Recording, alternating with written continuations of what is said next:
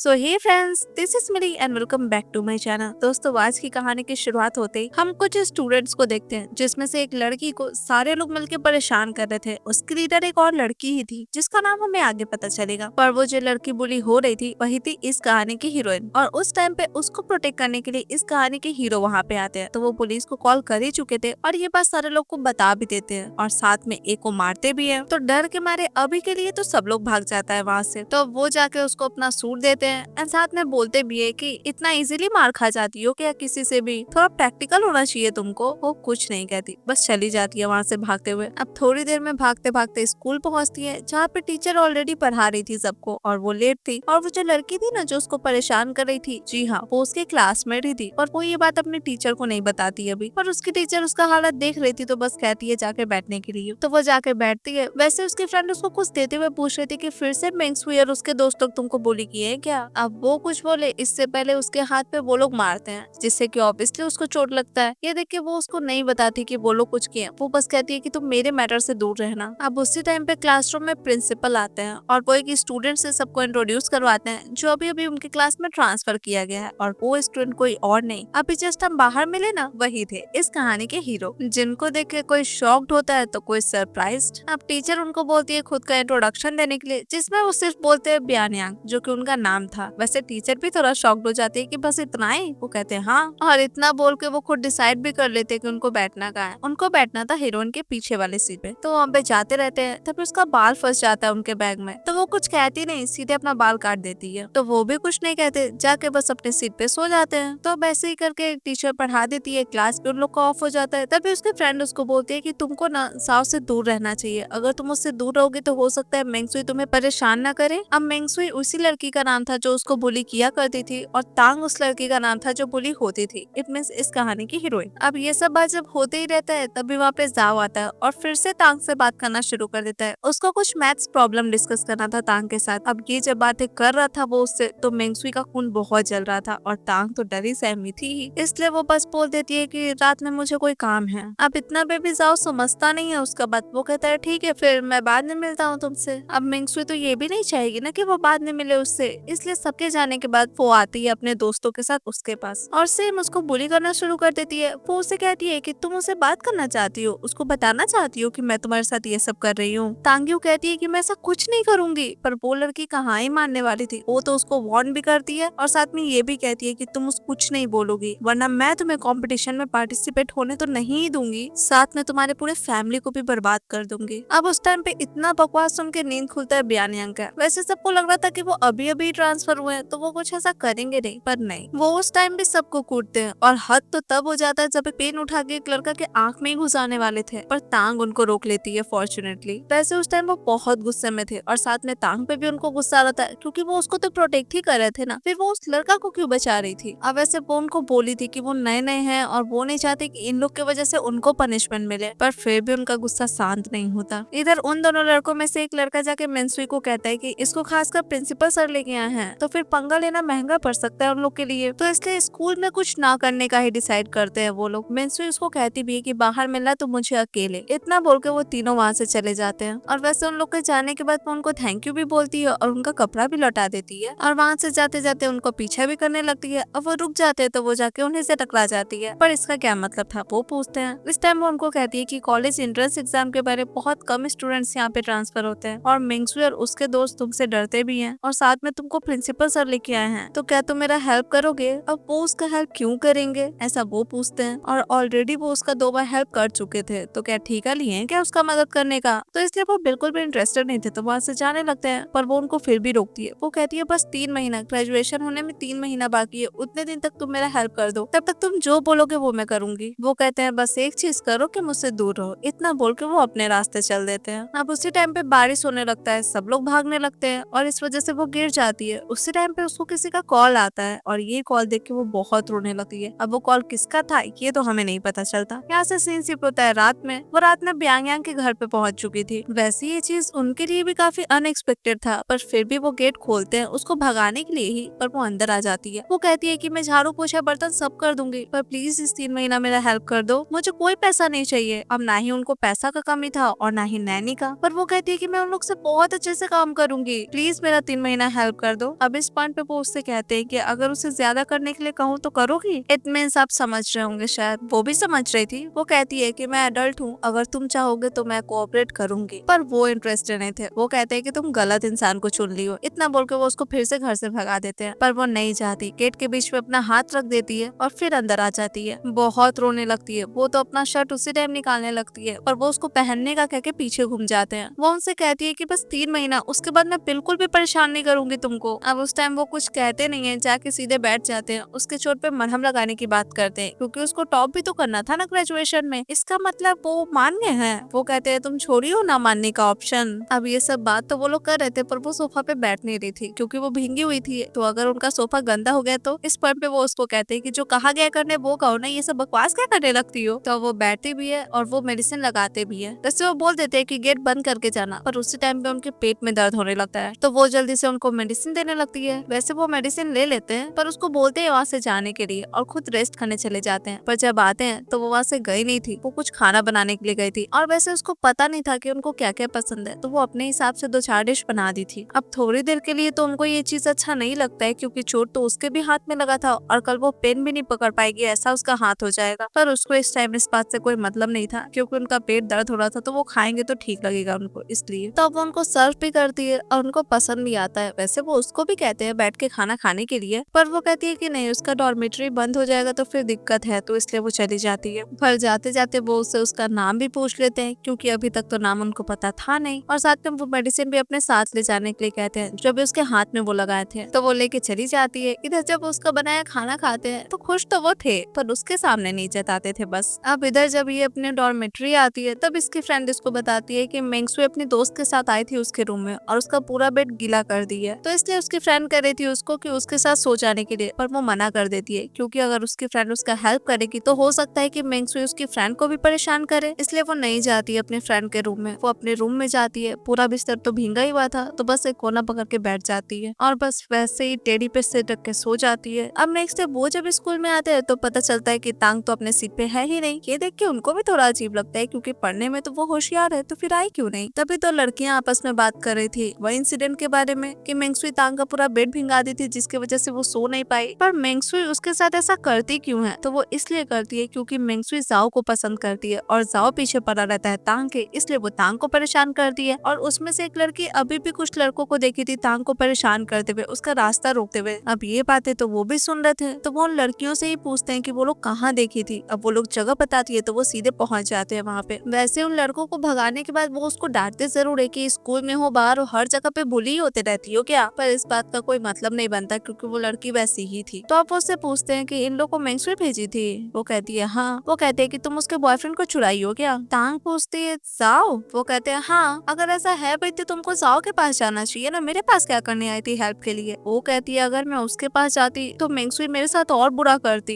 ये सुन के उनको हंसी आता है। वो कहते हैं पूरी गधी नहीं हो तुम, वैसे बाय द वे तुम सच में उसको पसंद करती हो क्या। अब ये बात वो नहीं सुन रही थी, क्योंकि उसका ध्यान कहीं और था। तो अचानक से पूछती है बस अच्छा दोस्त नहीं खोना चाहती अपना। वो कहते हैं कि मैं कब दोस्त बन गया तुम्हारा। वो बोलती है उसका दिमाग खराब करने लगती है। वो उससे कहती है कि तुमको उसके साथ कुछ भी डिस्कस करने का क्या जरूरत है, तुम मेरे साथ भी तो सपोर्ट कर रही थी जाओ को। वो उसके तरफ से उनसे लड़ने लगती है। तो अब वो उन दोनों को अच्छा खासा सुना देते हैं, जिस बात से मेंगसुई को तो मन कर रहा था उन पे हाथ उठाने का, पर जाओ उसको रोक लेता है कुछ भी रिएक्ट करने से, और ये चीज उसको अच्छा लगता है वैसे। तो वो भी फिर तांग को बोल देता है कि वो बाद में उससे बात कर लेगा और चला जाता है। अब इस बात से वो लड़की फिर से गुस्सा जाती है। वो उसको कहती है कि तुम जानती हो ना कि मैं तुमसे कॉपी करती हूँ, तो तुम अपना आंसर सब बदल क्यों नहीं देती हो। तुम जाओ के सामने मुझे एम्बेरस करना चाहती थी। तांग कहती है तुम मेरा कॉपी करती हो तो तुमको अपना आंसर बदलना चाहिए, मुझे नहीं। अब ये सुन के वो उसको पीटने के लिए आगे बढ़ती, तभी वो उसको कहते हैं कि एक बोतल पानी लेके आना तो मेरे लिए। ये सुन के वो भी शॉक्ड, पर वो उसको इशारा करते हैं तो वो चली जाती है पानी लाने के लिए। तो अब इस बात से भी मेंगसू को बहुत गुस्सा आ जाता है। वो उसको कहती है कि मैंने बोला क्या जाने के लिए, पर वो कहते हैं कि मैंने बोला है। तो वो भी आगे कुछ नहीं बोल पाती, बस जाके बैठ जाती है। अब इस टाइम पे मेंगसू का फ्रेंड आके उसको कहता है कि तुम चिंता मत करो, जिस कॉफी शॉप पे तांग जाती है काम करने, आज रात वो वहाँ जाएगी, तभी हम अपने कुछ गुंडे वहाँ भेज देंगे जो सारा काम कर देगा तुम्हारा। अब इधर ये पानी ला के देती है एंड थैंक यू भी बोलती है। तो वो उसको कहते हैं कि मुझे थैंक यू बोलना चाहती है तो मेरे लिए खाना लेके आओ, और अपना कार्ड पकड़ा देते हैं। तो वो खाना भी लाने जाती है, पर खाना लेके जैसे ही आ रही थी तभी एक लड़की उसके ऊपर सारा खाना फेंक देती है, मतलब गिरा देती है, और जानबूझ के उसी को डांटना शुरू कर देती है। लाइक तांग देख के नहीं चल रही थी, ये सारा बात उसको बोलना शुरू कर देती है। अब इस पर पॉइंट पे भी तांग कुछ नहीं बोलती, उसको अवॉइड करके जाने लगती है। पर वो लड़की अब कंपनसेशन मांगने लगती है, मतलब उसका खाना खराब हो गया था तो फिर से उसको खाना तो चाहिए होगा ना, तो उसके लिए पैसे दो। पर तांग कहती है कि मैंने ऐसा कुछ नहीं किया, तुम जानबूझ के टकराई मेरे से। पर वो लड़की तो मानने के लिए तैयार ही नहीं थी, क्योंकि कोई एविडेंस नहीं था ना। ऐसे ही कर करके चिल्लाए जा रही थी। तभी तांग कहते हैं कि ठीक है फिर टीचर के पास चलते हैं, यहाँ पे हर जगह सर्विलेंस लगा हुआ है, तो वो ही देख के बताएंगे कौन सही है और कौन गलत, और अगर तुम गलत हुई तो तुम्हें मुझसे माफी मांगना पड़ेगा। अब इस पॉइंट पे वहाँ वो आते हैं, ये कहते हुए कि माफी मांगने का क्या जरूरत है, और वो लड़की तांग पे खाना फेंकी थी तो वो तांग के हाथ से खाना लेके उसके ऊपर फेंक देते हैं, बात बराबर, और तांग को वहाँ से लेके चले भी जाते हैं। अब बाहर जाके वो कहती है कि अगर वो लड़की यानी कि लियू टीचर को जाके कंप्लेन कर दी उनके बारे में, तो वो कहती है कि इस पे बस तुम बोल देना कि मैंने तुम्हें कहा था उसके ऊपर खाना फेंकने के लिए, जिससे सारा इल्जाम मेरे ऊपर आ जाएगा। वो कहते हैं तुमको क्या लगता है लड़कियों को ब्लेम करना ही मेरा प्रिंसिपल है? तो अब इस बात पे वो भी कुछ नहीं बोल पाती। वो कहती है मैं जा रही हूँ अपने डॉर्मेट्री कपड़े चेंज करने के लिए। वो कहते हैं मुझे पता है कि स्कूल में कहीं भी शावर नहीं है, तो तुम मेरे जगह पे चलो, वहाँ पे जाके नहा लेना। वो तो सोचती रह जाती है, इतने देर में वो उसका हाथ पकड़ के लेके भी चले जाते हैं। अब वहाँ पे जाके वो नहाने लगती है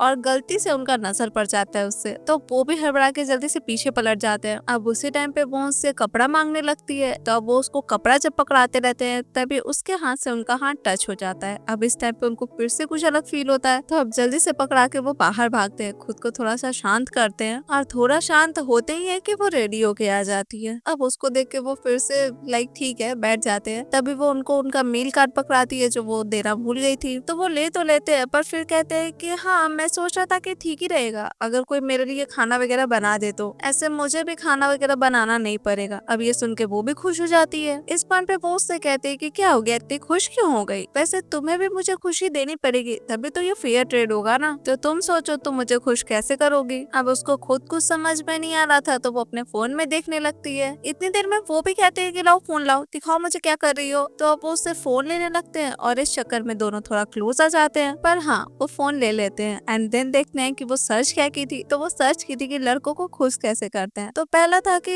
उन लोग के लिए छोटा मोटा चीज कर दिया करो, दूसरा था कि गिफ्ट कुछ दिया करो, और तीसरा था कि उनको किस किया करो। वो कहते हैं तीसरा ऑप्शन कर सकती हो तुम। वो झिझकते रहती है, तो वो कहते हैं ठीक है फिर जाने लगते हैं। अब इस पे फोन को पकड़ के किस कर देती है। अब वो एक्सपेक्ट नहीं किए थे पर वो कर दी, तो वो थोड़ा सा शॉक्ड हो जाते हैं। वो कहती है आप ही बोले ना अभी करने के लिए। अब इस पॉइंट पे वो उसको काउच पे पटकते हैं। वो उनसे माफी मांगती है, पर क्यों? तो वो उनके बिना परमिशन के उनको किस की इसलिए। अब इस पॉइंट पे वो उसको याद दिला रहे थे कि वो जब पहली बार इस घर में आई थी तो क्या बोली थी, उसको याद आता भी है, और इस चक्कर में वो उसके कुछ करीब बढ़ते भी है, पर वो उनको जोर से धक्का दे देती है। अब इस पॉइंट पे वो उससे कहते हैं कि इस तरीके से तुम मुझे खुश करोगे? वैसे कोई बात नहीं, मैं बस तुमको डरा रहा था, पर ध्यान रखना बाहर बहुत से लोग होंगे और इसी तरीके से तुम्हें खुद को प्रोटेक्ट करना है। वैसे मेरे अलावा किसी और को भी कभी किस की हो? वो कहती है नहीं नहीं। तो वो कहते हैं ठीक है चलो स्कूल चलो। अब थोड़ी देर में ये दोनों जब स्कूल आते हैं तब तांग की फ्रेंड उसको बताती है कि वो लियो टीचर को कंप्लेन कर दी है, वो सारा कुछ हुआ अभी उसके बारे में, और उसको ऑफिस में बुलाया गया है। तो वो जाने लगती है, पर वो उसको जाने नहीं देते। वो खुद जाते हैं उसके बदला, और फिर से उसको बोल देते हैं पानी लाने के लिए उनके लिए। अब ये चीज उसको अच्छा तो नहीं लग रहा था, पर वो कहते हैं कि यहाँ से बिल्कुल मत हिलना, और चले जाते हैं। अब वो फिर भी भागती है वहाँ पे। तब तक वो सब कुछ सॉल्व करके आ भी जाते हैं। वो पूछती है क्या हुआ, तो वो कहते हैं कि जो वो की मैंने तो वही किया, मैंने कुछ भी गलत नहीं किया। तो टीचर क्या ही बोलेंगे, कुछ नहीं। अब ये लोग कुछ आगे बात करे, इतनी देर में वो लड़की रोते हुए आती है और तांग को बोलती है कि अभी तक हम लोग का सब कुछ खत्म नहीं हुआ है, इतना बोल के चली जाती है। वैसे तांग को तो समझ में नहीं आ रहा था कि ये सब हो क्या रहा है, पर थोड़ी देर में उसको समझ में आ जाता है जब क्लास टीचर उस लड़की लियो को सबके सामने बुलाती है और सबके सामने वो तांग से माफी मांगेगी, ऐसा कहती है। मतलब उस लड़की को पनिशमेंट मिला था एपोलॉजी लेटर लिखने का और सबके सामने जाके पढ़ने का, खुद को गलत बताने का। तो अब यही करने वो लड़की जब सबके सामने जाती है तभी मेंगसू टीचर को बोलती है कि ये तो गलत है ना, क्योंकि यही सेम काम तो तांग भी की है, तो फिर उसको भी इसी तरीके से पनिशमेंट मिलना चाहिए ना, क्योंकि कपड़ा तो लियो का भी गंदा हुआ था। अब इस पॉइंट पे फिर से उनका नींद खुलता है और वो कहते हैं कि मैंने ऐसा तो नहीं कहा था कि मैं ऐसा लेटर नहीं लिखूंगा, और वैसे भी वो लड़की पहले तांग के ऊपर फेंकी थी, तो इस हिसाब से ज्यादा दोषी वो हुई। तो अब टीचर भी कुछ आगे नहीं बोलती, वो लियो को ही कहती है जो वो करने आई है वो करने के लिए। पर वो लड़की भी हद करती है, बस तांग को वो सॉरी बोलने में ही उसको इतना रोना आने लगता है कि बस वहाँ से चली जाती है। मतलब इन लोग का भी अजीब रहता है, जो चीज बोला नहीं जा रहा है वो करने में इतनी कॉन्फिडेंट है कि क्या ही कहना। तब क्लास एंड होता है, वो फिर से उनसे पूछती है कि तुमको भी लेटर लिखने के लिए कहा गया था ना, तुमने मुझे क्यों नहीं बताया। वो कहते हैं जरूरी है क्या कि तुमको सब कुछ बताया जाए। वो कहती है मेरा ये मतलब नहीं था। एंड फिर कहती है कि मैं ही लिख देती हूँ, पर वो कहते हैं कि कोई जरूरत नहीं है।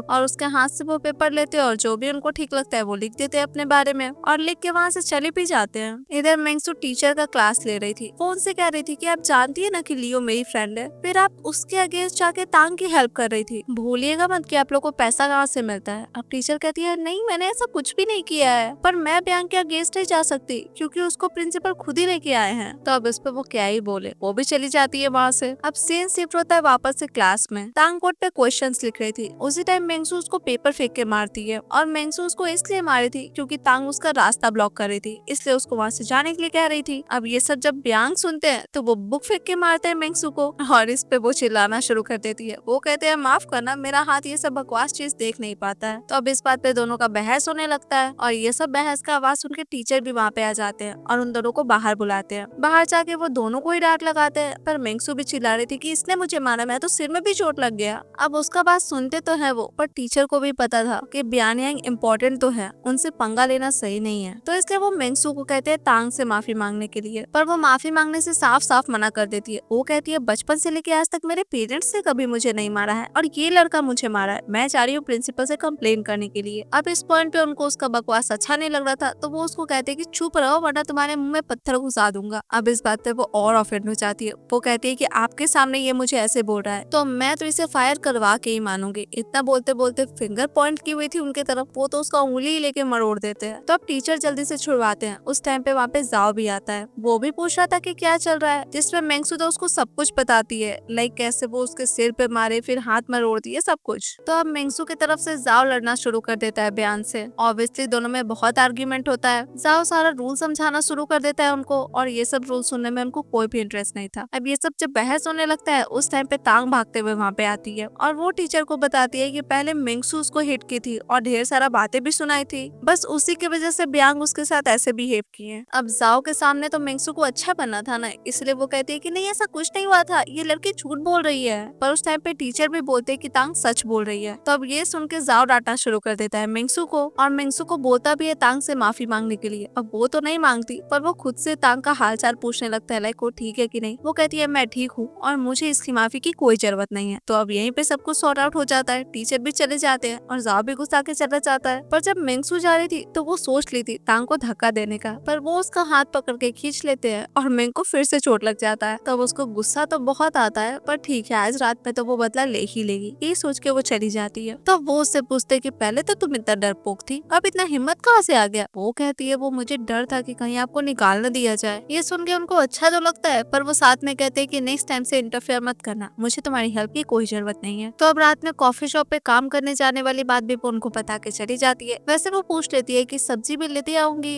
खाना बनाने के लिए, तो इससे उनको कोई प्रॉब्लम नहीं था। वो तो उल्टा उसको पैसा दे देते हैं सब्जी खरीदने के लिए। हाँ वो ले नहीं रही थी, पर फिर भी वो फोर्स करते हैं, तो जितना उसका काम था उतना वो ले लेती है और चली जाती है। अब उसके जाने के बाद उनको याद आता है कि कॉफी शॉप पे आज उसके साथ कुछ होने वाला है। ऐसा तो वो सुने थे उन लोग के मुंह से, इसलिए वो कॉफी शॉप जाने वाले रास्ते में ही उन लोग का वेट कर रहे थे। और जैसे ही वो लोग आते हैं उन लोग को रास्ते में ब्यांग यांग मिलते हैं और सबको अच्छा खासा मजा चखाते हैं। वैसे तो उन लोग को लग रहा था कि वो 5 लोग हैं तो मिलके भारी पड़ेंगे उन पे, पर ऐसा कुछ नहीं होता, वो सबको कूटते हैं। पर वहाँ से जब जाते रहते हैं तभी उनको एक कॉल आता है, और जो भी कॉल पे थे वो उनसे विला खरीदने की बात कर रहे थे। मतलब ये बोल रहे थे कि वो जहाँ पे रहते हैं तो हो सकता है वो जगह ज्यादा सही नहीं हो, तो 3 महीना बाद वो आएंगे तो वो उनके लिए एक विला खरीद लेंगे और उनके लिए एक न्यूट्रिशनिस्ट का भी अरेंजमेंट कर देंगे। अब इन सब बातों से ये तो समझ में आ रहा था कि वो कोई छोटे मोटे इंसान के बेटे तो थे नहीं, शायद इसी वजह से स्कूल में उनका इतना चलता था। अब इनको फिलहाल ये सब कुछ नहीं चाहिए था, तो ऐसे ही बोल के बात करके वो जाते एक शॉप पे तांग्यू के लिए स्लीपर्स खरीदने के लिए। इधर तांग्यू कॉफी शॉप पे थी, वो अपना काम कर रही थी। वहाँ पे जाओ आता है। वैसे तो उसको जाओ से बात करने का बिल्कुल भी मन नहीं था, पर वो 10 कॉफी का ऑर्डर देता है। तो वो जब अपना काम करते रहती है तभी वो उससे माफी मांगता है दोपहर में जो भी कुछ हुआ था ना उसको लेके, पर उसको माफ करने का ना ही कोई मूड था और ना ही फ्रेंडशिप करने का। वो साफ साफ मना कर देती है उसको मिलने जुलने से भी। वो उसको कहती है कि तुम मुझसे दूर रहो, मुझे बहुत मेहनत करना है, बहुत पढ़ाई करना है, तो मुझे कोई रिश्ता नहीं रखना तुम्हारे साथ। अब इस बात पे जाओ बोलता है कि इस सेमेस्टर के एंड में एक मैथ्स कंपटीशन है, तो अगर उसमें अच्छा रैंक आएगा तो कॉलेज एंट्रेंस एग्जामिनेशन में एक्स्ट्रा पॉइंट्स ऐड ऑन होगा। वो कहती है मुझे पार्टिसिपेट नहीं करना है इस कंपटीशन में। अब इस बात पे वो उसको समझाने लगता है कि वो एग्जाम कितना इंपॉर्टेंट हो सकता है उसके लिए, उसका किस्मत चेंज हो सकता है इस वजह से। ऐसे ही कर करके बोलता रहता है। तभी वहाँ पे बियानियांग आते हैं और उनको देख के ऑब्वियसली वो पूछता है कि वो यहाँ पे क्या कर रहा है, पर ये दुकान वो तो ओन नहीं करता था ना, तो वो ये क्वेश्चन कैसे कर सकता है। वो भी एग्जैक्टली यही आंसर करते हैं और लगे हाथों तांग को भी बोलते हैं कि तू मुझे कॉफी पिलाने वाली थी ना, तो कब पिला रही हो। अब उस टाइम तक जाओ का ऑर्डर भी रेडी हो चुका था और वो गुस्तांग को बोलने जाता है। इतना देर में वो उसको फिर से टोकते हैं कि पीछे और भी लोग हैं लाइन में, जाओ यहाँ से हो गया तो अब उसको वहाँ से जाना पड़ता है। पर जाने से पहले वो एक बार फिर से तांग को मैथ्स कंपटीशन के बारे में याद दिला देता है। मतलब कहता है कि तुम अच्छे से सोचना है इसके बारे में, इतना जल्दी रिएक्ट करने का कोई जरूरत नहीं है। तो अब काम वाम खत्म करके वो उनको भी कॉफी देती है। वो पीते हैं पर कहते हैं कि थोड़ा अजीब है। अब ये कैसा अजीब है ये चेक करने के लिए वो भी उस कॉफी से पी लेती है। ये देख के उनको बहुत अजीब लगता है, तो वो जल्दी से उठ के कहते हैं चलो चलो मुझे भूख लगा है। तो वो भी जल्दी जल्दी भागती है। दोनों घर पहुँचते हैं। वो उसके लिए जो लेके गए थे वो उसको देते हैं। ये देख के वो बहुत ही ज्यादा खुश होती है। इधर वो सारा सब्जी निकाल रहे थे, वो जाके कहती है कि मैं कर देती हूँ, पर वो उसको करने से मना कर देते हैं और बहस करने भी नहीं देते हैं इस बारे में। तो तभी उसका नजर पड़ता है उनके चोट पे, तो वो बैंडेड देती है उनको, पर वो लेने से मना कर देते हैं। वो कहती है कि जब मैं इंजर्ड थी तो आप लगाए थे ना मेडिसिन मेरे चोट पे, तो अब इस हिसाब से तो वो लगाए थे ना, तो उसको भी लगाना चाहिए, तो अब उसको लगाना ही पड़ता है। तो अब ये सब करने के बाद वो लोग साथ में बैठ के खाना खाते हैं और खाना खाने के बाद वो लोग टहलने लगते हैं। वैसे वो थोड़ा हिचक रही थी तो उनको लग रहा था कि उसको कुछ बोलना है, तो वो पूछ लेते हैं। वो पूछती है किसी से झगड़ा हुआ है क्या। वो इस चीज का आंसर तो नहीं देते हैं, पर कहते हैं कि जाओ किसी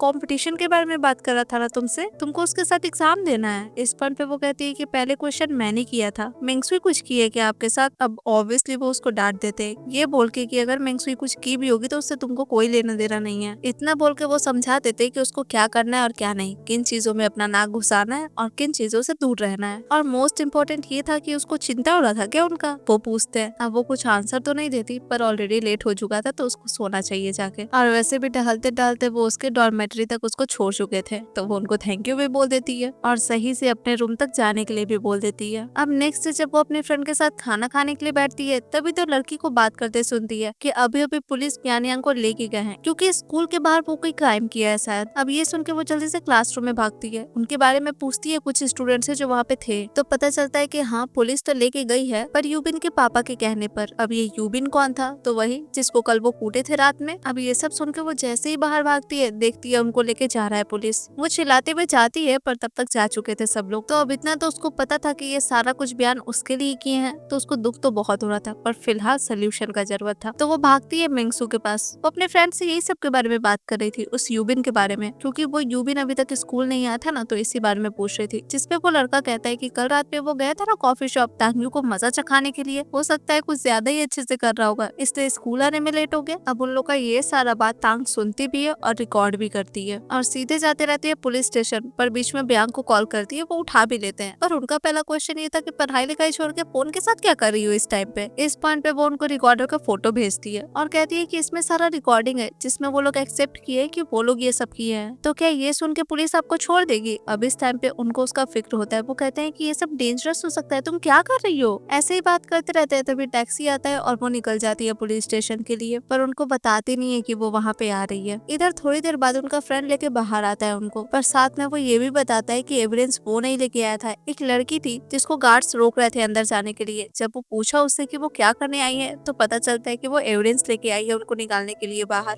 अब उनको जानना था कि वो लड़की कौन है, तो उनका फ्रेंड बताता है कि वो कौन है। ऑब्वियसली वो तांग थी, बगल में बैठी हुई थी। तो वो जाते हैं जल्दी उसके पास। पहले तो वो उसको डांट देते कि वो यहाँ पे करने की आई है, वो तो बोले थे ना पढ़ाई करने के लिए। अब वो कुछ बोलने के लिए खड़ी होती है, वैसे ही वो गिर जाती है, मतलब थोड़ा लड़खड़ा जाती है क्योंकि बहुत देर तक बैठी हुई थी तो पैर काम नहीं कर रहा था, इसलिए वो उसके पाँव का मसाज करने लगते हैं। और ये देख के उनका फ्रेंड बड़ा एक्साइटेड हो जाता है क्योंकि वो कभी भी किसी लड़की के साथ ऐसा कुछ किए नहीं थे, इसलिए तो वो उनको आवाज देने लगता है। और ये आवाज सुन के तांग को थोड़ा सा वियर्ड लगने लगता है, तो वो उनको कहती है पाँव छोड़ने के लिए, वो छोड़ भी देते हैं। देन वो बताते हैं कि वो उनका बचपन का दोस्त है एंड दोनों ही जाके उस कार में बैठते हैं। वो भी अपना नाम वाम वैसे बता देती है उनके फ्रेंड को, पर उनका फ्रेंड उसी को ताड़े जा रहा था और ये चीज उनको पसंद नहीं आता। तो वो कहते हैं कि सामने देखो, ज्यादा इधर उधर देखने की जरूरत नहीं है। तो ऐसे ही बात करते करते वो उसको स्कूल पहुंचा देते हैं। वैसे उसके बाद उनका फ्रेंड उससे पूछता है कि तू प्यार करने लगे हो क्या इससे, पर वो कहते हैं कि बिल्कुल नहीं। अब ये बात सच था या नहीं था ये तो वही जानते हैं, पर केयर तो फुल था। तो और कुछ बात न करते हुए और अपने क्लास को ध्यान में रखते हुए वो भी चले जाते हैं अपना क्लास अटेंड करने के लिए। अब क्लास में जाते हैं तो पता चलता है कि वहाँ पे तांग नहीं थी। एक लड़का से पूछते भी है कि तांग कहाँ पे है, जिसमें वो बताता है कि मैंने तो देखा है याविन को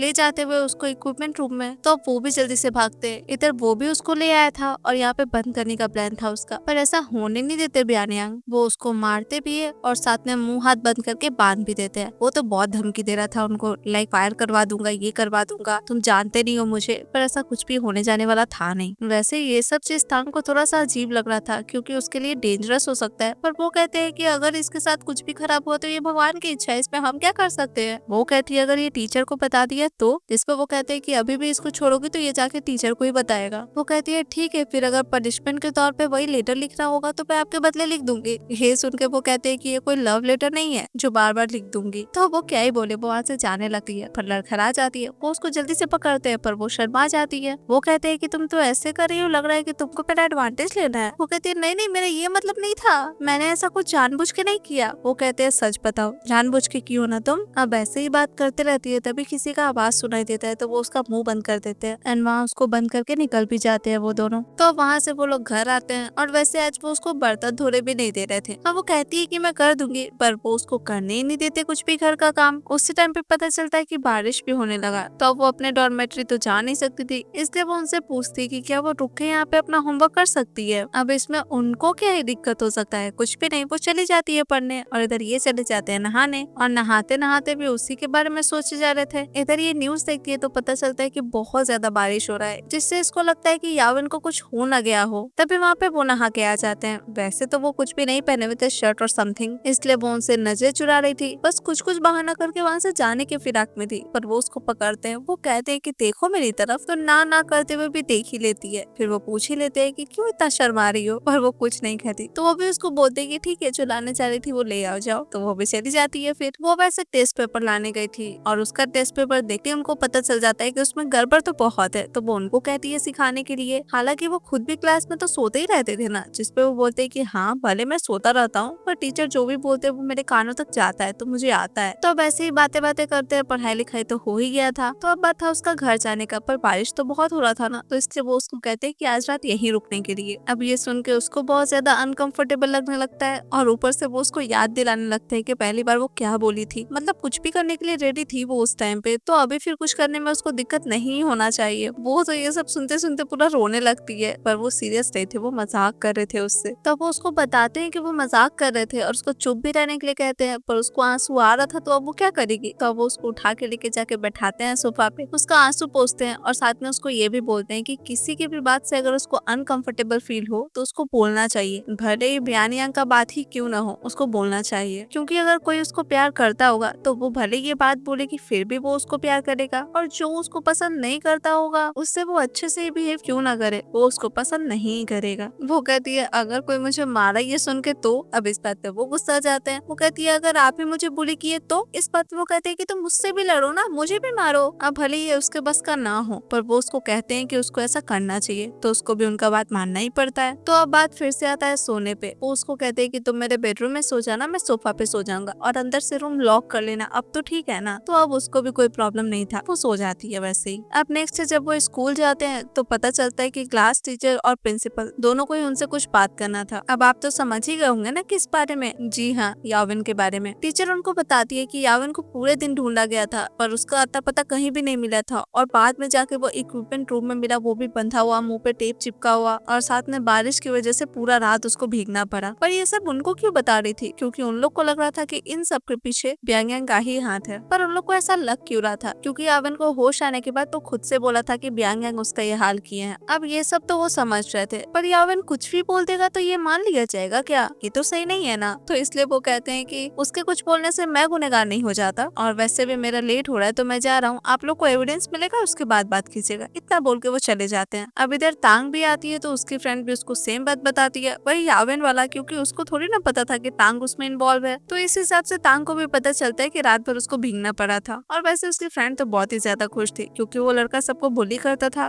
तो इतना तो वो डिजर्व करता है वैसे। अब ये सब बात जब चली रहा था तभी टीचर आके उसको डांटना शुरू कर देती है। सीधे कहती है कि तुम ऐसा कर भी कैसे सकती हो, याविन को बांध के इक्विपमेंट रूम में फेंक दी। मतलब वो तो पूरा डैम श्योर थी कि ये सब तांग ही की है, इसलिए वो उसको कहती है कि चलो मेरे साथ याविन के पेरेंट्स से माफी मांग लेना। पर वो नहीं चाहती, वो वो कहती है कि मैंने ऐसा कुछ नहीं किया, आप शायद गलत इंसान को पकड़ रही हैं। इस पे टीचर उसको डांटने लगती है कि वो झूठ कैसे बोल सकती है और वैसे भी उसको बुरी लड़की बनना ही क्या है। जिसपे वो कहती है कि जाओ, जिसका अच्छा मार्क्स आता है तो वो सभी के लिए रोल मॉडल है, तो तांग का तो उससे भी ज्यादा अच्छा मार्क्स आता है, तो इस हिसाब से वो भी तो सभी के लिए रोल मॉडल हुई ना। तो अब ये सब तो अलग बात था, पर फिलहाल कोई एविडेंस था क्या उसके ऊपर एलिगेशन लगाने का, ऐसा वो पूछती है। ऑब्वियसली टीचर के पास कोई भी एविडेंस नहीं था, तो इस हिसाब से उनको कोई हक नहीं बनता उसके ऊपर ये सब एलिगेशन लगाने का। तो वो तो गुस्सा के चली जाती है और तब जाके तांग के सांस में सांस आता है, क्योंकि जो भी हो पहली बार लाइफ में वो ऐसा कुछ करी थी। और वैसे उसके इस आंसर से उसके फ्रेंड भी बहुत इम्प्रेस हो गई थी। पर हाँ, उसकी फ्रेंड भी पूछती है कि तुम ही की हो क्या ऐसा कुछ। वो कहती है नहीं, इट मीन्स वो अपने फ्रेंड को भी नहीं बताती कि वो कुछ की है। उसी टाइम पे उसको कॉल आता है ब्यानियांग का, तो वो चली जाती है कॉल पिकअप करने के लिए। तो वो दोनों ही डिस्कस करते हैं जो भी उन लोग के साथ हुआ था। इट मीन्स दोनों के पास टीचर आए थे और दोनों अपने अपने एंड से क्या क्या आंसर किए। वो उनको बताती है कि लाइफ में पहली बार वो झूठ बोली है अपने टीचर से, और वैसे वो झूठ इसलिए बोली है क्योंकि सच पता चलने के बाद हो सकता है ब्यानियांग को कोई पनिशमेंट मिले। इट मीन्स उसके लाइफ में ब्यानियांग इम्पोर्टेंट तो है, ये भले वो अपने मुंह से नहीं बोलती है पर उसके एक्शन से तो अच्छे से दिख रहा था। तो वैसे ही दोनों बातें कर रहे थे और दोनों को एक दूसरे से बातें करने में बहुत अच्छा भी लग रहा था। अब थोड़ी देर बाद जब वो अपने क्लास में आती है तो उसकी फ्रेंड नीचे से उसका बुक वगैरह सब उठा रही थी, पर ऐसा क्या हो गया जो सारा कुछ गिर गया, वो पूछती है। जिससे उसको पता चलता है कि मेंगसुई आई थी और कोई पेपर रखा हुआ था तो उसको फाड़ दी और साथ में ये सारा कुछ गिरा के चली गई। अब तांग जब वो पेपर देखती है तब हमें दिखाया जाता है कि कुछ देर पहले उसको जाओ मिला था और जाओ उसको बताया था कि वो मैथ्स कंपटीशन का रजिस्ट्रेशन फॉर्म उसके डेस्क पे रख दिया है। इट मीन्स मेंगसू वही फाड़ दी थी। तो ये सब पता चलने के बाद भी वो कुछ भी रिएक्ट नहीं करती, चुपचाप अपना कॉपी बुक साफ वगैरह करती है और बैठ जाती है। तभी वहाँ पे थोड़ी देर में मेंगसू और जाओ दोनों साथ में आते हैं। मेंगसू तो वैसे उसके लिए बुके भी लेके आई थी, न जाने क्यों। तो तांग से जाओ कहता है कि दोनों को ही उससे कुछ बात करना है। तो वो लोग क्लासरूम के बाहर आते हैं, तब पता चलता है कि वो दोनों ही उससे माफी मांगने आए हैं क्योंकि मेंगसू उसका रजिस्ट्रेशन फॉर्म फाड़ दी थी ना, इसलिए। और साथ में जाओ टीचर को भी बोलती है कि एक और रजिस्ट्रेशन फॉर्म दे देने के लिए तांग को। तो मेंगसू तांग से माफी तो मांगती है, साथ में उसके जो दो दोस्त थे ना, लियो और याविन, उनके बारे में भी बोलती है। वो कहती है कि वो लोग तांग को बुली किए थे, इसके बारे में मेंगसू को बिल्कुल भी कोई आइडिया नहीं था, पर अगर वो लोग कुछ गलत किए हैं तो उन लोग के बिहाफ पे भी मेंगसू से माफी मांग देती है। अब ये तो मेंगसू बोलती है, साथ में जाओ भी बोलता है कि उसको भी इन सब बारे में कुछ पता नहीं था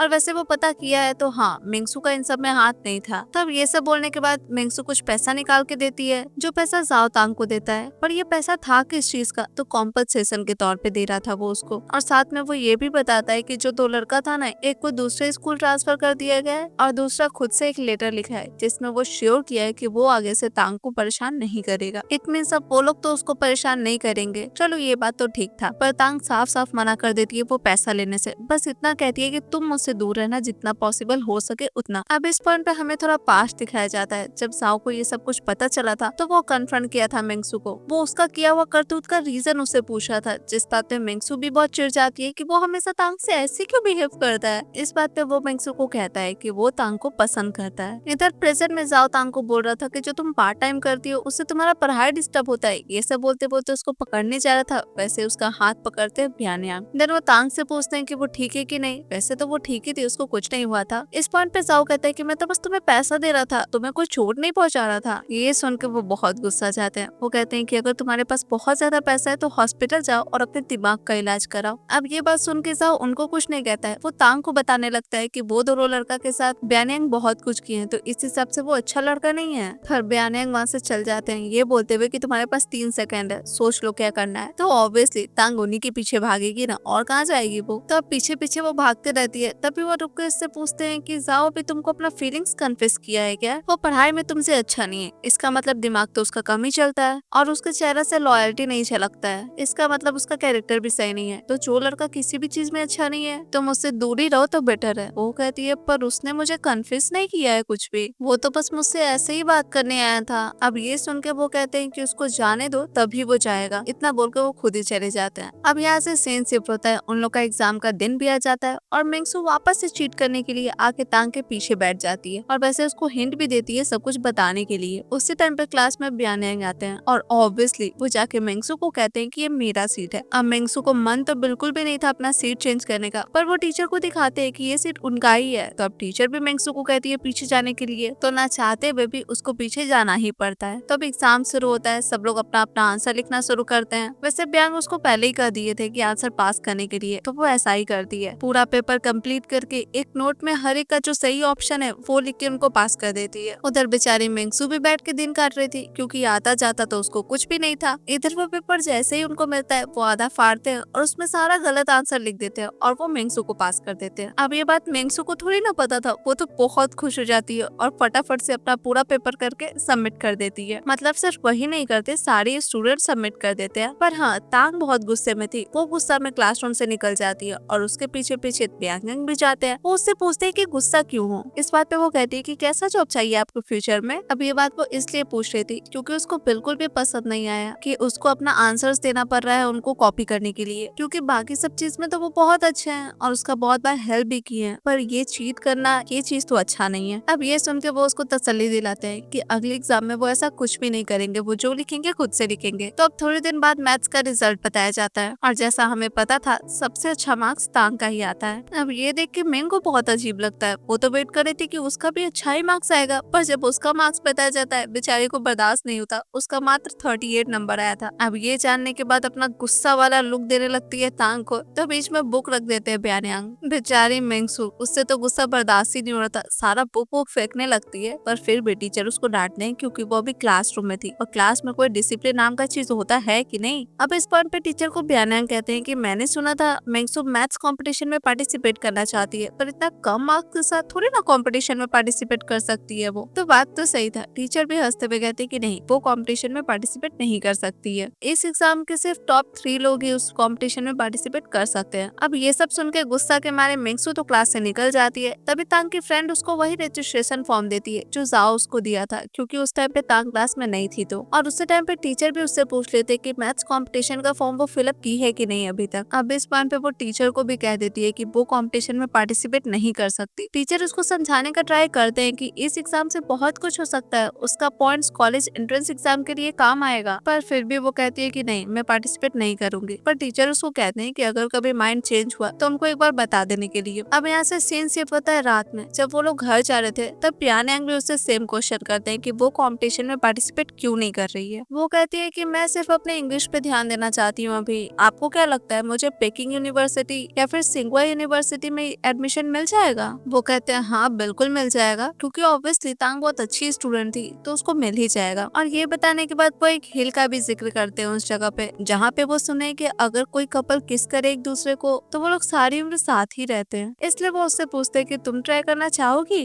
अब ये बोलते बोलते वो उसके थोड़ा करीब बढ़ने लगते हैं, जिस पे वो कहती है कि क्या बकवास कर रहे, इतना बोल के वो भाग जाती है। यहाँ से सीन शिफ्ट होता है। वो बैठ के बहुत रोए जा रही थी, उसका हालत बहुत ही ज्यादा खराब था। इट मीन्स कोई उसको बुली किया था। अब उसके पास भागते हुए आते हैं ब्यानयांग, उसको हॉस्पिटल में एडमिट करते हैं। डॉक्टर बताते हैं कि एब्डोमिनल ब्लीडिंग हुआ है उसको और बहुत मार भी खाई है, वो बहुत सारा चोट का निशान है उसके बॉडी पे। तो अब डॉक्टर अपने एंड से उसको ट्रीटमेंट दे रहे थे। थोड़ी देर में ये सब बता के डॉक्टर चले भी जाते हैं। उसी टाइम पे उनको कॉल आता है उनके फ्रेंड का और वो बताता है कि जो भी लड़का इसका ये हालत किया है उन सबको मेंगसू भेजी थी। पर मेंगसू का अभी कोई अता पता नहीं है, सिर्फ उसके पेरेंट्स का पता चल पाया है अभी। इधर उसको जब होश आता है तो वो तो बहुत रोने लगती है, उनको एकदम टाइटली पकड़ लेती है। वो उसको थोड़ा शांत करते हैं। वो कहते हैं कि मैं तुम्हें कुछ नहीं होने दूंगा और साथ में उस मेंग को भी नहीं छोड़ूंगा। इधर हॉस्पिटल में पुलिस मेंगसू के पापा अम्मी को लेके आए थे। उसकी माँ तो बहुत चपर चपर कर रही थी, क्योंकि उनके हिसाब से उनकी बेटी तो बस ऐसे ही मस्ती कर रही थी अपने क्लासमेट्स के साथ, इसमें मारना पीटना कहाँ से आ गया बीच में। और ऑफिसर उनको कहते हैं कि तुम्हारी बेटी नियम तोड़ के गायब हो गई है, तो पेरेंट्स के तौर पे ये तुम लोग का रिस्पॉन्सिबिलिटी है। तो अब अगर सेटल डाउन नहीं किया गया तो नतीजा बहुत बुरा हो सकता था। ये तो सारे लोग समझ रहे थे, तो इसीलिए ऑफिसर बाहर चले जाते हैं। इधर मेंगसू की माँ उसको बोलती है कि तुम्हारा जो भी इंजरी है ये सब ठीक होने में 150,000 यॉन लगेगा, इससे ज्यादा अगर डिमांड करोगे तो नहीं मिलेगा तुमको। इस बात पे तांग कहती है कि आपके पास ना 2 ऑप्शन है, पहला ये कि मैं कोई भी सुलह नहीं करूंगी और दूसरा कि मैं सुलह करूंगी पर उसको ये स्कूल छोड़ना पड़ेगा। अब उसकी माँ दोनों में से किसी में भी राजी नहीं होती, पर उसके पापा बहुत अच्छे से कहते हैं कि तुम और कुछ भी मांग सकती हो, हम तुम्हारी बात मानेंगे। तो अब तांग कहती है कि ठीक है। फिर मेंगसू को कन्फेशन रीड करना पड़ेगा सारे टीचर्स और सारे स्टूडेंट्स के सामने स्कूल में, मतलब वो जो सब किए ना वो सब उसको सबके सामने बताना पड़ेगा। अब इस बात से फिर से उसकी माँ को प्रॉब्लम था, क्योंकि ये तो उसका इंसल्ट होने वाला बात है ना, पर उसके पापा उसकी माँ को चुप करवाते हैं और ये कंडीशन भी मान जाते हैं। और इस बात पे दोनों हस्बैंड वाइफ में लड़ाई भी हो जाता है, तो अपना लड़ते लड़ते बाहर भी चले जाते हैं। इधर उन लोग के जाने के बाद वो ब्यानैंग को कहती है कि आप गुस्सा है क्या। अब वो तो कुछ नहीं बोल रहे थे, पर वो कहती है कि आपको पता है इतना सालों में मेरे साथ जो भी हुआ है वो सब मैं रिकॉर्ड करती थी, जो रिकॉर्डर मेरे पास था उसमें, और अकेले में सुन के खूब रोती थी और खुद को बोलती थी कि मुझे बहुत पढ़ना है। ये सब बोल के वो उनको कहती है कि मैं जानती हूँ मिंगसू के पेरेंट्स उसको इस स्कूल से नहीं निकालेंगे, पर मैं इतनी भी अच्छी नहीं हूँ, मेरे पास एक तरीका है मेरा काम करने का। अब ये तरीका क्या है वो तो वो उनको अभी नहीं बताती है, पर भले ही बियाने को कुछ भी नहीं पता था इस बारे में कि उसके पास क्या तरीका है, पर वो उसको पहले ही कहते हैं कि वो उसका फुल सपोर्ट करेंगे। यहाँ से सीन शिफ्ट होता है। अब तांग भी ठीक हो चुकी थी और आज दिन था मिंगसू का सभी के सामने माफी मांगने वाला दिन। तो सारे स्टूडेंट्स को बुलाया जाता है, टीचर्स भी वहाँ पे आते हैं और साथ में मिंगसू भी वहाँ पे आती है और वो सभी के सामने माफी भी मांगती है, पर मुंह बनाते हुए। तो उसके माफी मांगने के बाद प्रिंसिपल सभी को बताते हैं कि वो क्या की है और साथ में सारे बच्चों को नजर भी रखने के लिए कहते हैं मिंगसू पे, क्योंकि अगर वो ऐसा कुछ वापस से करी तो इस बार उसको स्कूल से निकाल दिया जाएगा। और इतना बोलने के बाद तांग से भी प्रिंसिपल सर पूछते हैं कि उसको तो कोई प्रॉब्लम नहीं है ना इन सब चीजों में, इट मीन्स वो सेटिस्फाइड है ना। अब इस बात पे वो कुछ अपना ओपिनियन सर को बताती है जिनसे कि इन सब चीजों को रोका जा सके, जैसे प्लेग्राउंड का वॉल बड़ा कर देना, कॉरिडोर कैमरास इंस्टॉल करना, इसी तरीके से। वैसे उसके इन सब आइडिया से सारे बच्चे भी बहुत खुश होते हैं। तो अब जो भी था वो मीटिंग यहीं पे खत्म हो जाता है। तो अब सारे स्टूडेंट्स अपने क्लास में जाने लगते हैं। उसी टाइम पे जाओ तांग के पास आता है। वो तांग को कहता है कि वो नहीं जानता था कि वो कौन से हॉस्पिटल में हॉस्पिटलाइज थी, इसलिए वो उससे मिलने नहीं आया, पर वो उससे मिलना चाहता था। तांग उससे बात करने में बिल्कुल भी इंटरेस्टेड नहीं थी, इसलिए वहाँ से जाने लगती है, पर जाओ उसको रोकता है। वो कहता है कि मुझे पता चला ये सब चीज मिंगसू की थी ना तुम्हारे साथ, पर मैं प्रॉमिस करता हूँ कि वो आगे से तुम्हारे साथ ऐसा कुछ नहीं करेगी, मैं तुम्हें प्रोटेक्ट करूंगा। वो कहती है तुम्हें पता है कि वो मेरे साथ ऐसा क्यों कर रही है, तुम्हारी वजह से। उसको लगता है कि मैं तुम्हें पसंद करती हूँ और तुम भी मुझे पसंद करते हो, इसलिए वो बार बार मुझे परेशान करने के लिए आती है। तो अब तुम्हें पता चल गया ना कि मेरे साथ जो भी कुछ हो रहा है वो सब तुम्हारी वजह से हो रहा है। वैसे मैं तुम्हें पहले इसलिए नहीं बताई थी क्योंकि मुझे लगा था कि तुम दोनों एक ही तरीके के आदमी हो, तो तुम प्लीज मुझसे दूर रहो। इतना बोल के वो जाने लगती है। इस पॉइंट पे साउस को कहता है कि पर मैं तुम्हें पसंद करता हूँ। वो कहती है पर मैं नहीं करती। इतना बोल के वो चली जाती है और वो तो बोल के चली ही जाती है, पर जब प्यांग उसके पीछे जाने लगते हैं तो साओ उनको रोक लेता है और उनसे बहस करना शुरू कर देता है। तो वो भी सेम चीज बोलते हैं कि तांग मेरी है तो तुम उससे दूर रहा करो। इतना बोल के वो भी चले जाते हैं। तो अब ऐसे ही दिन कट रहा था। एक दिन ब्यानयांग को लेने के लिए उनका फ्रेंड आया था। वो तांग से एक दिन के लिए अपना दोस्त उधार मांग रहा था, पर ब्यानयांग तो साफ मना कर देते हैं उसके साथ जाने के लिए। इस पॉइंट पे तांग उनको कहती है कि मुझे कोई प्रॉब्लम नहीं है, आप चले जाइए। इतना बोल के उसके कार में बिठा भी देती है। तो अब दोनों दोस्त बैठ के ऐसे ही ड्रिंक कर रहे थे, एक दूसरे से बातें कर रहे थे। उनका फ्रेंड उनसे पूछता है कि तुम पसंद करते हो क्या उसको। इस पर वो फाइनली एक्सेप्ट करते हैं कि हाँ वो पसंद करते हैं। साथ में उनका फ्रेंड ये भी पूछता है कि अब्रॉड जाने का कोई प्लान है, पर वो कहते हैं कि नहीं, सब कुछ तो यही हो जाएगा, तो फिर अब्रॉड जाके क्या करना है। पर उनके फ्रेंड को साफ साफ समझ में आ रहा था कि वो तांग के साथ यहाँ पे रुकना चाहते हैं, बस यही रीजन था उनका अब्रॉड न जाने का। तो अच्छे से ड्रिंक करने के बाद इधर तांग को कॉल करता है उनका फ्रेंड, क्योंकि वो कुछ ज्यादा ही टल्ली हो चुके थे, तो घर लेके जाना था उनको। मतलब वो आधे रास्ते तक ले आया था, पर नीचे से जाके लाना था तांग को। तो वो नीचे जाती भी है और उनको संभाल भी लेती है, पर वो हाउस की भूल गई थी, तो वो उनसे ही मांगती है उनका। पर वो कहते हैं कि नहीं, मैं तुमसे गुस्सा हूँ, मैं तुम्हें मैसेज कर रहा था, तुम रिप्लाई क्यों नहीं कर रही थी। अब इस बात पे वो क्या ही बोले। वो कहती है ठीक है, पहले चाबी तो दीजिए, घर के अंदर तो जाना है ना। पर वो कहते हैं कि नहीं, पहले मुझे मनाओ, मुझे किस करो। अब हाँ, शुरुआत में तो थोड़ा झिझक रही थी, पर वैसे उसको भी कोई प्रॉब्लम नहीं था, तो वो उसके फोरहेड पे किस करते हैं। और जब लिप पे करने वाले रहते हैं तो उसको थोड़ा अनकंफर्टेबल लगता है, पर वो करते नहीं है, वो उसको अच्छे से पकड़ लेते हैं। तो वो उनको लेके रूम में आती है। वहाँ जाने के बाद तांग उनको कहती है कि आपका फोन बज रहा है। वो कहते हैं कि अलार्म बज रहा है, एंड देन एक पेंडेंट उसको देते हैं एंड हैप्पी बर्थडे विश करते हैं। वो उसको कहते हैं कि आज वो 19 की हो गई है, मतलब एडल्ट हो गई है, तो वो बहुत सारी चीजें कर सकती है जो वो नहीं कर पाती थी पहले। मतलब अपने पसंद से ड्रेसअप करना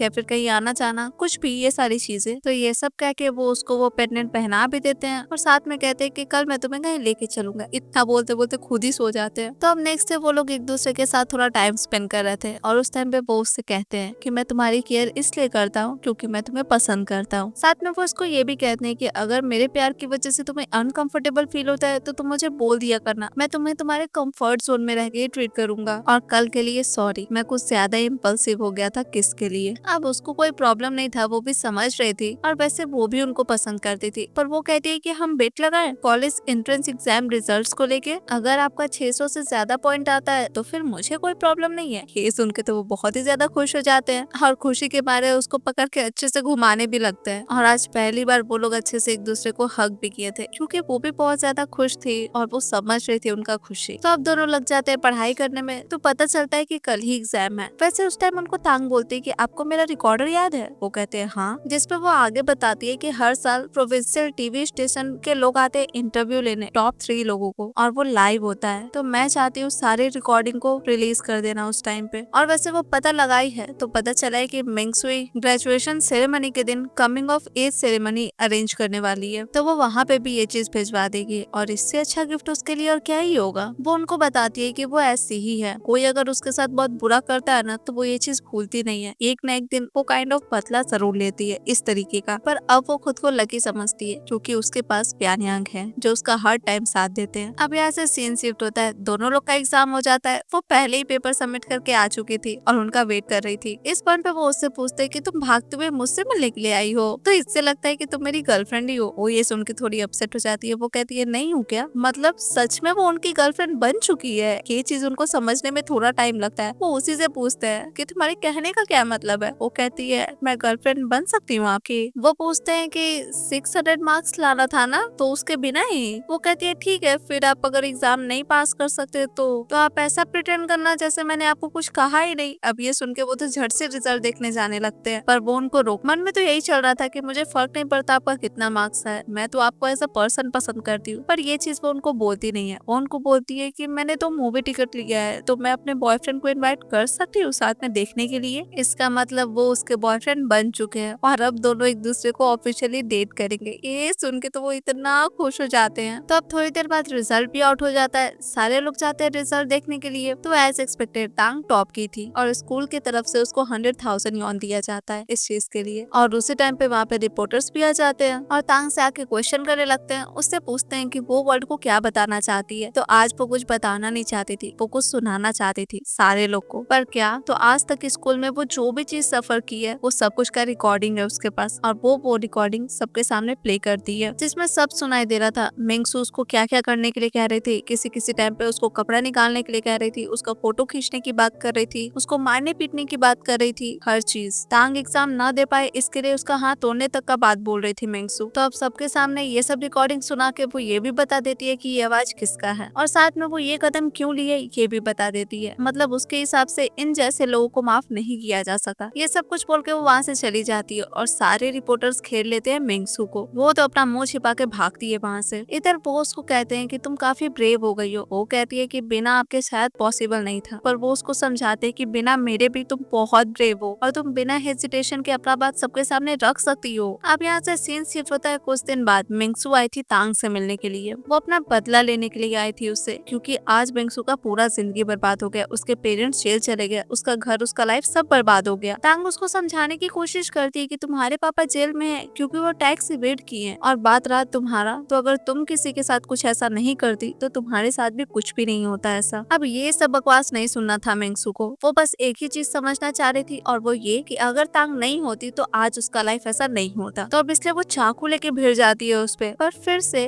ब्यांग उसको बचा लेते हैं एंड लगे हाथ तो गार्ड्स को बुला के उसको भी पकड़वा दिया जाता है। तो अब ये मुसीबत भी टल चुका था। इस टाइम पे ब्यांग उसको बोलते हैं कि अब तुम अपना लाइफ फुल कॉन्फिडेंस के साथ जी सकती हो अपने तरीके से। अब यहाँ से सीन शिफ्ट होता है, उन लोग का ग्रेजुएशन हो जाता है। वो अपने फ्रेंड के साथ फोटो ले रही थी और साथ में रख भी लेती है याद के तौर पे। वहीं पे पीछे खड़े होकर ब्यांग किसी से बात कर रहे थे। उनको देख के वो अपने फ्रेंड को कहती है कि तुम मेरा उनके साथ एक फोटो ले लोगी क्या? अब उसके फ्रेंड को क्या ही दिक्कत था, वो तो राजी ही थी। तो अब तांग भी जाके उनके बगल में खड़ी हो जाती है। ये देख के उनको भी समझ में आ जाता है कि वो उनके साथ फोटो लेने के लिए आई है यहाँ पे। तो वो भी कॉल रख के फिर फोटो लेने के लिए रेडी हो जाते हैं। बीच में आ जाता है इंटरप्ट करने के लिए उनका फ्रेंड, तो वो अपने फ्रेंड को भी भगा देते हैं। तो अब उसकी फ्रेंड जैसे ही फोटो लेने वाली थी वो उसको किस कर लेते हैं। इस टाइम पे वो थोड़ा सा शॉक्ड होती है, पर वो भी उनको किस करती है एंड ग्रेजुएशन कंप्लीट करने के लिए विश करती है। और इसी के साथ ये कहानी यहीं खत्म हो जाता है। तो दोस्तों आपको ये कहानी कैसा लगा आप मुझे कमेंट्स में जरूर बताइएगा। And thank you so much friends for watching this video. मैं आपसे मिलती हूँ अब नेक्स्ट वीडियो में, तब तक के लिए बाय।